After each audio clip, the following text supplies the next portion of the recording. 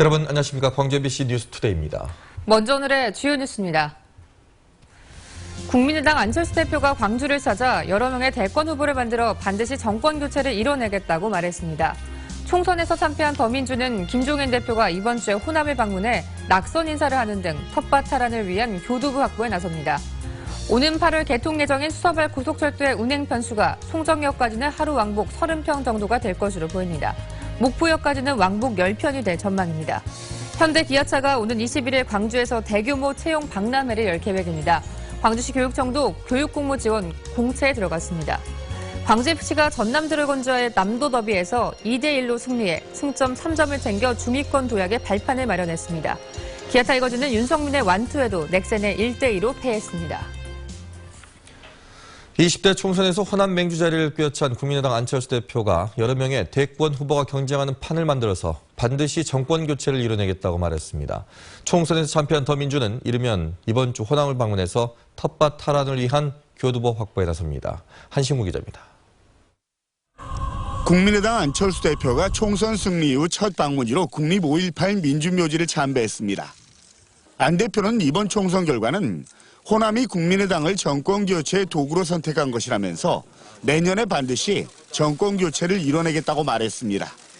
박근혜 정권과 낡은 기득권 정치, 패권 정치에 반대하는 모든 합리적, 개혁적 세력을 모아서 2017년 정권교체의 초석을 만들겠습니다.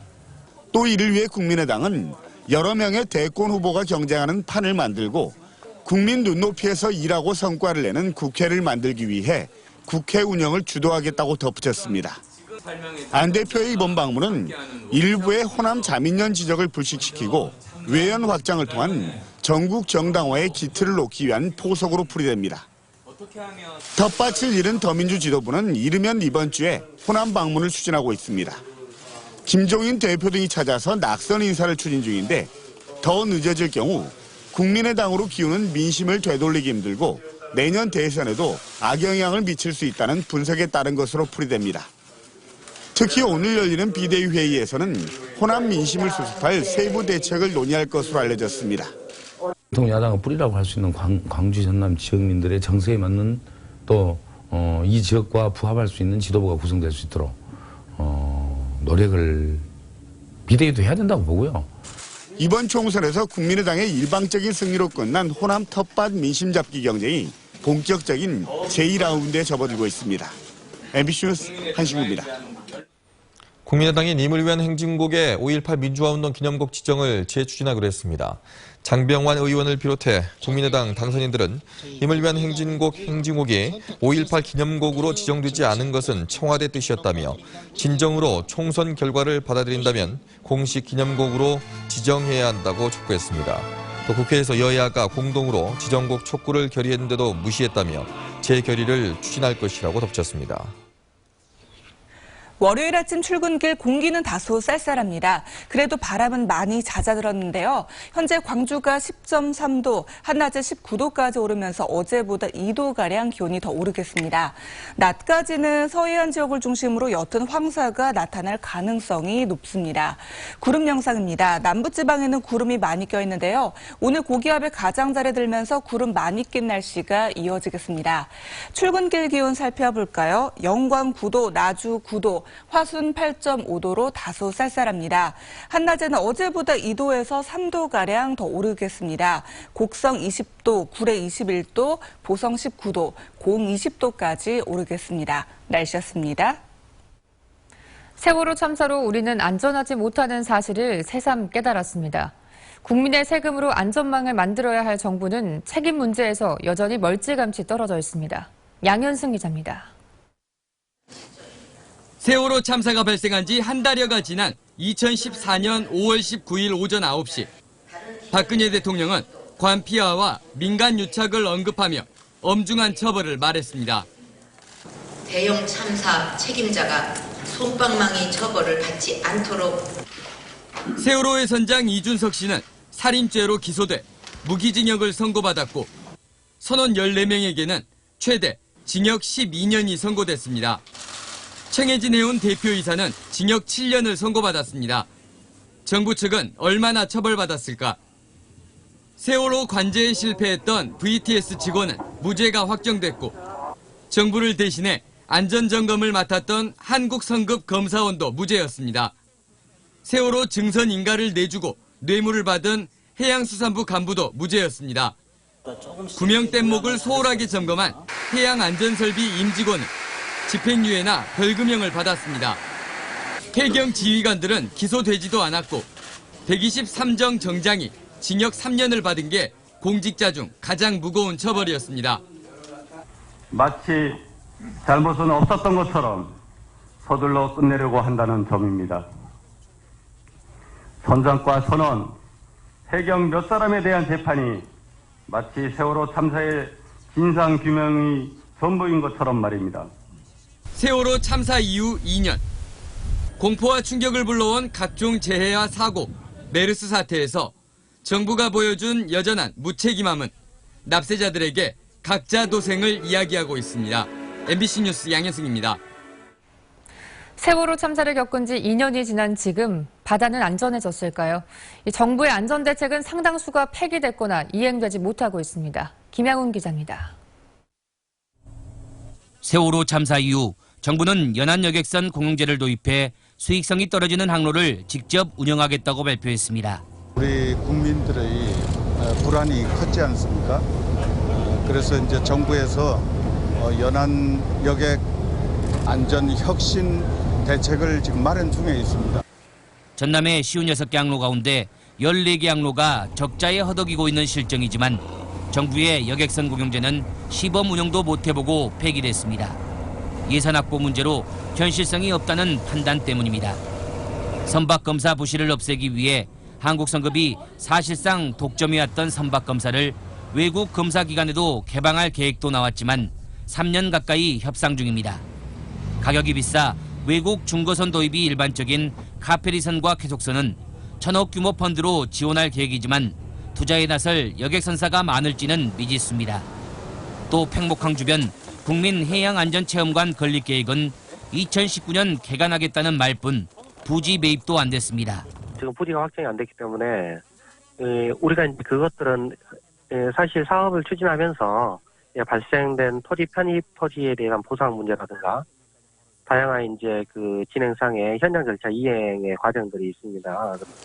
있는 대책도 못 챙기고 있는 정부는 세월호 2주기를 열흘 앞둔 지난 7일 또다시 연안여객선 안전대책을 발표했습니다. MBC 뉴스 김양훈입니다. 지난 주말은 세월호 참사 2주기가 되는 날이었습니다. 여전히 실종자 9명은 가족의 품으로 돌아오지 못하고 있고 참사 원인은 밝혀지지 않고 있습니다. 네, 유가족들의 시계는 아직도 참사가 발생한 그날에 멈춰 있는데요. 세월호 광주시민 상주 모임에 장원건 목사님 모시고 자세한 이야기 나눠보겠습니다. 안녕하십니까? 네, 반갑습니다. 네. 지난 주말에 세월호 2주기 추모 행사가 있었고 또 목사님께서는 또 유가족들을 가장 가까운 거리에서 보셨을 텐데요. 네. 유가족들의 지금 현재 상태가 많이 걱정이 됩니다. 어떻습니까? 먼저 세월호를 기억해 주셔서 초대해 주신 것을 감사합니다. 가장 먼저 미수습자 9분이 계십니다. 조은아, 허다윤, 남현철, 또한 양승진, 고창서 선생님, 박영인 학생, 또한 권혁규, 권재근님, 이영숙님. 이 9분의 가족은 아직도 가족이 돌아오지 않는 것에 대해서 마음은 이미 피멍이 들었습니다. 어젯밤에도 세월호 가족과 전화를 했습니다마는 그분들의 마음은 여전히 고통과 아픔과 슬픔입니다. 하지만 계속해서 슬픔과 고통으로 있을 수는 없기 때문에 세월호 진상 규명을 위해서 책임자 처벌을 위해서 안전한 사회를 위해서 마음과 몸으로 끝까지 포기하지 않고 함께 하겠다. 진상 규명을 위해서 끝까지 노력하겠다. 그분들의 마음이 지금 그 마음입니다. 네. 네, 현재 세월호 인양을 위한 사전 작업이 한창인데요. 어디까지 진행이 됐고 또 언제쯤 인양이 가능할까요? 지난 8월 달에 선체 인양 업체를 선정했습니다.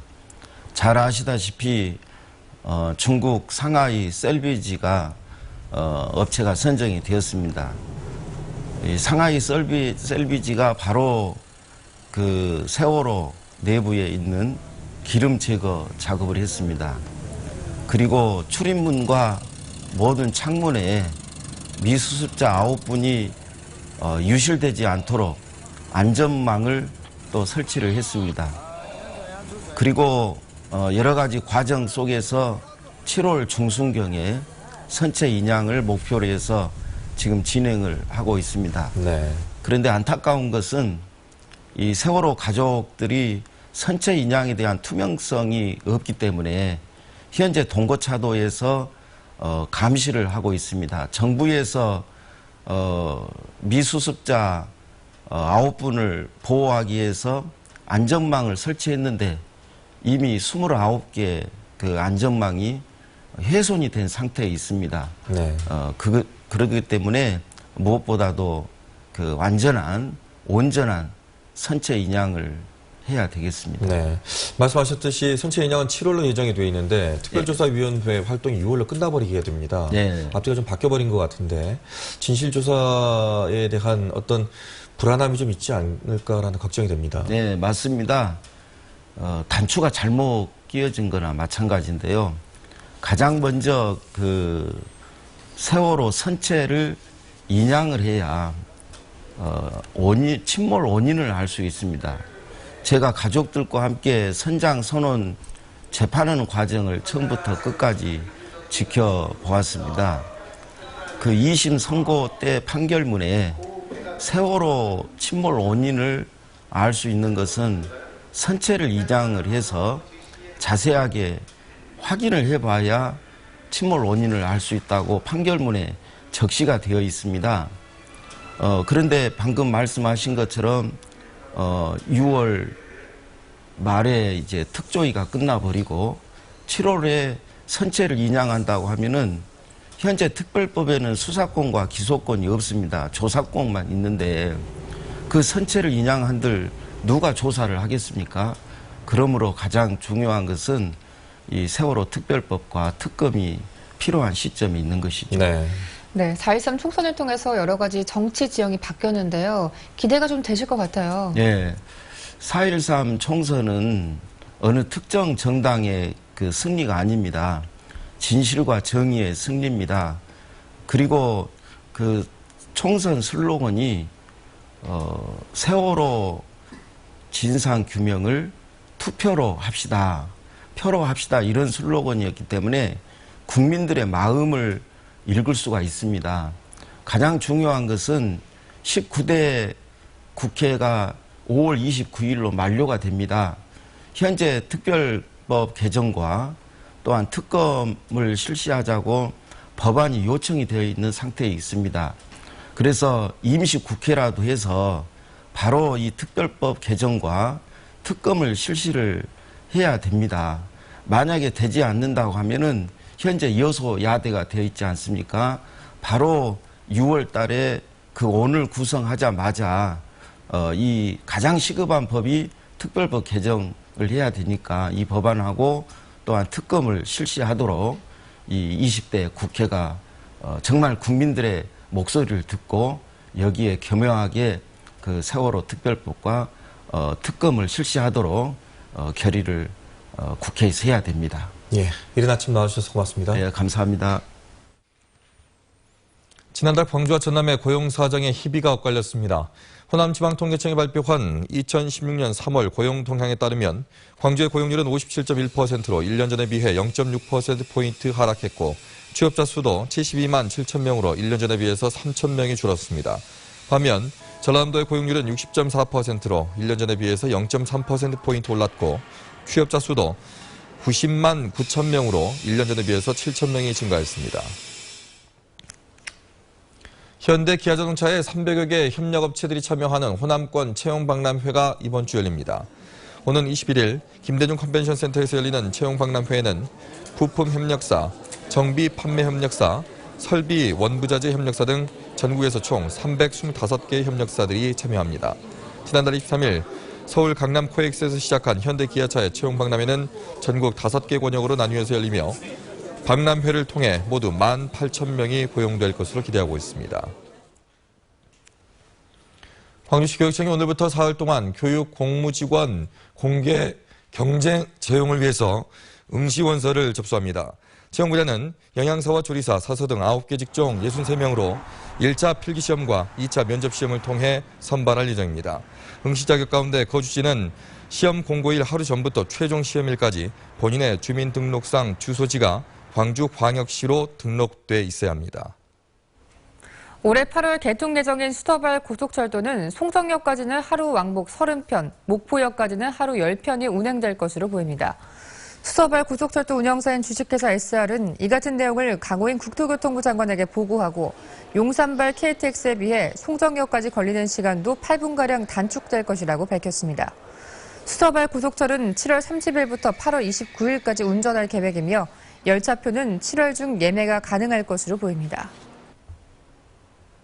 광주 지역의 교통신호 체계 개편이 추진되고 있습니다. 광주경찰청은 광주 8대 관문로와 주요 간선도로 210개 교차로에 대해 신호 주기를 종전보다 10에서 20초가량 짧게 탄력적으로 운영하는 한편 심야 시간 전멸 신호 등을 660여 개로 확대 운영하고 비보호 자회전을 112곳으로 늘렸습니다.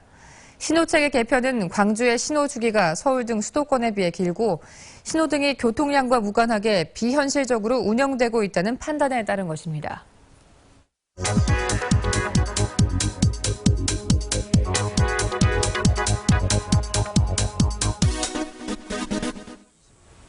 노란우산 공제를 아십니까? 자영업자의 퇴직금이라고도 하는 공적 금융상품의 하나입니다. 중소기업 중앙회가 운영을 맡고 있는데요. 소기업 소상공인들의 생활 안정과 사업 재개를 지원하는 데 가장 큰 목적이 있습니다. 지난 한 해 우리 지역의 신규 가입 건수는 2천여 건으로요. 2014년보다 500여 건이 증가했습니다. 전국적으로도 가입자가 증가하고 있는 추세입니다. 창업을 해도 갈수록 생존하기가 어려워지면서 공제에 가입하는 소상공인이 늘고 있는 것으로 해석되고 있습니다. 노란우산 공제에 가입하면 연간 최대 125만 원까지 세금을 줄일 수 있는 혜택을 받을 수 있습니다.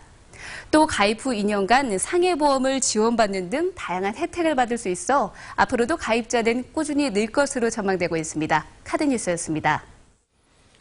광주 어등산에서 40대 남성이 등산객에게 느닷없이 흉기를 휘둘러서 한 명이 숨졌습니다. 경찰이 남성을 긴급 체포해서 범행 동기를 조사 중인데 정신질환이 의심됩니다. 송정근 기자입니다. 광주 어등산에서 등산을 하던 63살 이모 씨가 흉기에 찔려 숨진 것은 어제 오후 5시쯤입니다. 이 씨는 가슴을 찔려 그 자리에서 숨졌습니다. 경찰에 긴급 체포된 용의자는 49살 김모 씨. 예비군복 차림의 김 씨는 범행 직후 2km가량을 달아나다가 30분 만에 붙잡혔습니다.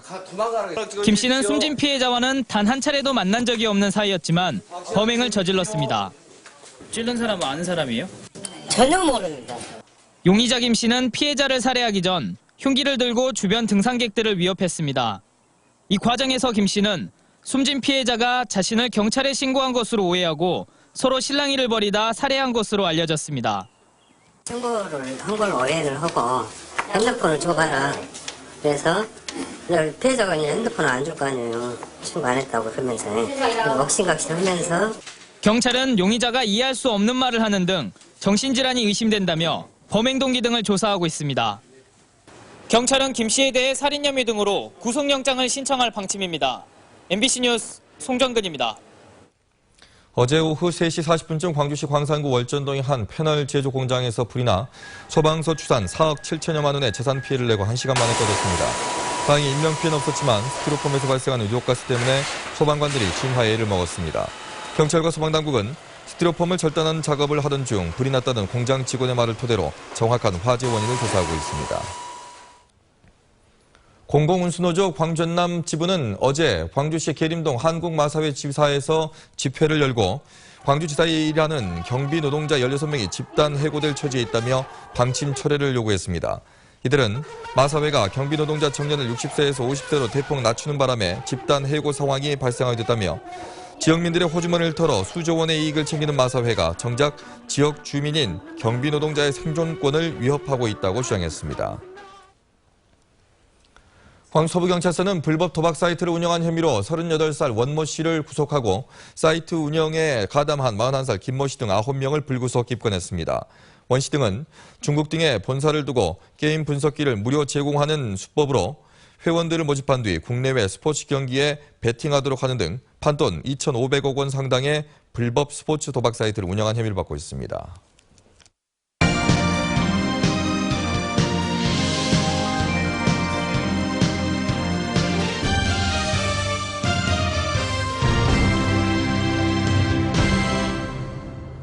시민구단 광주FC가 광양에서 열린 전남과의 남도 더비에서 2대1로 승리했습니다.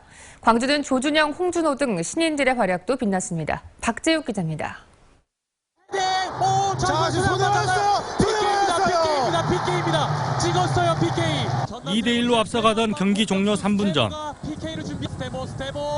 광주의 골키퍼 윤보상이 전남 스테보의 슛을 막아냅니다. 스테보의 페널티킥이 막힙니다. 광주는 이후 전남의 마지막 공세를 막아내며 3연패를 끊고 시즌 2승을 챙겼습니다. 팀이 절 믿어줬기 때문에 나왔습니다. 그거 하나밖에 없어요. 오늘 기분 어때요? 그냥 뭐 째지죠 뭐. 광주는 광양에서 열린 전남과의 남도 더비에서 경기 초반부터 강한 공격 축구를 구사했습니다. 전반 12분 전남의 선제골을 내줬지만 곧바로 홍준호가 동점골을 만들고 광주FC의 동점골. 후반 38분 조주영이 끝내 전남의 골망을 흔들었습니다. 광주FC 역전골 나옵니다. 교체 투입된 조주영. 네. 자, 광주FC는 축제 분위기. 일단 말로 표현할 수 없을 정도로 지금 너무 좋고요. 너무 행복해요. 지금 이 순간은. 최근 3연패를 당하며 불안한 모습을 보였던 광주는 어제 경기로 자신감을 되찾았습니다. 위기였지만 오히려 기회를 삼을 수 있는 경기가 되지 않았을까. 그리고 오늘부터 해서 좀 터닝 포인트가 됐으면 좋겠다고 했는데 그 점을 선수들이 굉장히 잘 따라와 준 것 같아요. 전남을 상대로 승리한 광주FC는 오는 24일 광주 올드컵 경기장에서 수원 삼성을 상대로 시즌 3승 도전에 나섭니다. MBC 뉴스 박지욱입니다. 한 주를 시작하는 월요일 아침 공기는 다소 쌀쌀합니다. 그래도 바람은 많이 잦아들었는데요. 현재 광주가 10.3도, 한낮에 19도로 어제보다 2도가량 올라 비교적 따뜻하겠습니다. 다만 낮까지 서해안 일부 지역에는 옅은 황사가 나타나는 곳이 있겠고 이 때문에 호남 지방의 미세먼지 농도는 갑자기 높아질 것으로 보입니다. 구름 영상입니다. 남부 지방에 구름이 많이 껴 있고요. 황사는 우리나라 높은 상공을 지나고 있는데요. 그중 일부가 지하로 낙하하면서 미세먼지 농도는 점차 짙어질 것으로 보입니다.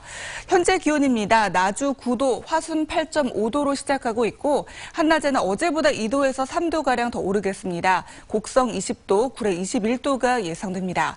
전해상 대체로 맑은 가운데 남해상에서 물결은 다소 높게 일겠습니다. 모레 수요일과 목요일 사이에 남부지방에 또 한 차례 비 예보가 나와 있습니다. 날씨였습니다.